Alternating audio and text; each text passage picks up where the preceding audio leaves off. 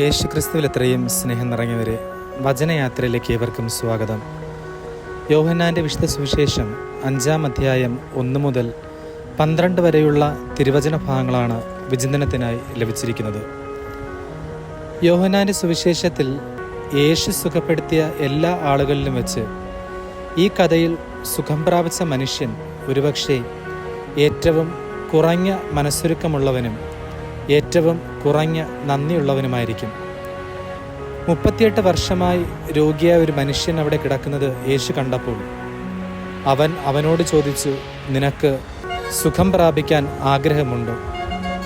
അതെ എന്ന ഒരു പ്രതിധ്വനിയെ നമുക്ക് പ്രതീക്ഷിക്കാം. പകരം ആ മനുഷ്യൻ ഒരു പരാതി പറയുന്നു, യജമാനനെ, വെള്ളം കലങ്ങുമ്പോൾ എന്നെ കുളത്തിലേക്ക് ആക്കാൻ എനിക്ക് ആരുമില്ല. ഞാൻ പോകുമ്പോൾ മറ്റൊരാൾ എനിക്ക് മുമ്പായി ഇറങ്ങുന്നു.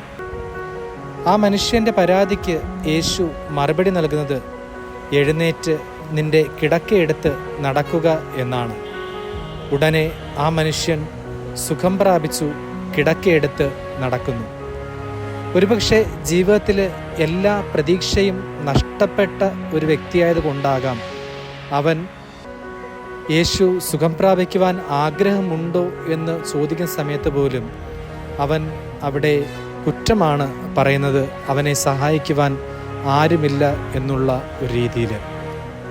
ജീവിതത്തിൽ എല്ലാം നഷ്ടപ്പെട്ടു എന്ന് തോന്നുന്ന ആ ഒരു നിമിഷം തീർച്ചയായും ഏതൊരു വ്യക്തിയും അപ്രകാരം തന്നെയാണ് പ്രതികരിക്കുക. യോഹന്നാൻ്റെ സുവിശേഷം തുടക്കം മുതൽ തന്നെ നമ്മോട് പറയുന്നു, ദൈവത്തെ ആരും ഒരിക്കലും കണ്ടിട്ടില്ല. പിതാവിൻ്റെ ഹൃദയത്തോട് ചേർന്നിരിക്കുന്ന ഏകപുത്രനായ ദൈവം മാത്രമാണ് അവനെ വെളിപ്പെടുത്തിയത്.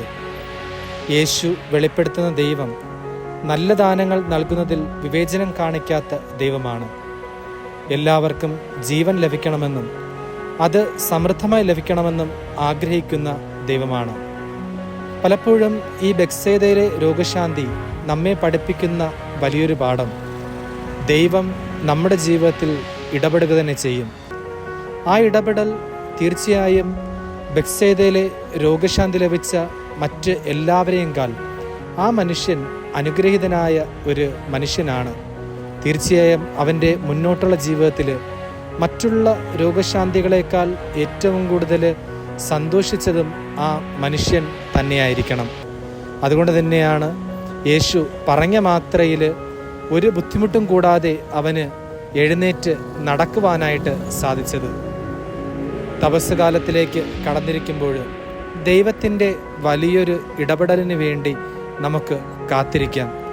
മനസ്സ് തളരാതെ, ജീവിതം മടുക്കാതെ ദൈവം തൻ്റെ ജീവിതത്തിൽ ഇടപെടും എന്നുള്ള ഒരു ശുഭാപ്തി വിശ്വാസത്തോടെ കാത്തിരിക്കുവാൻ ഈ തപസ് കാലം നമ്മെ ക്ഷണിക്കുന്നു. ദൈവം നമ്മെ അനുഗ്രഹിക്കട്ടെ. ആമേൻ.